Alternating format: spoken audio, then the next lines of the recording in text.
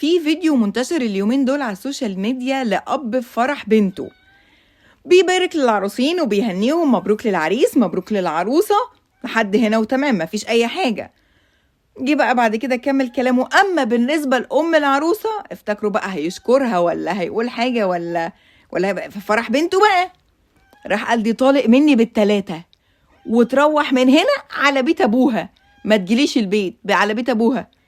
ايه يا غالي ده يا غالي، ايه يا حاج ده يا حاج، انت عايز بنتك اولا كسرت فرحة مبروك ايه؟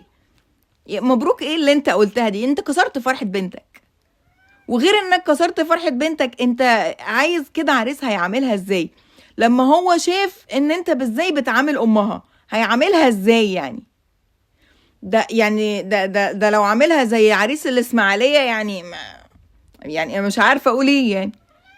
انت خليت شكلها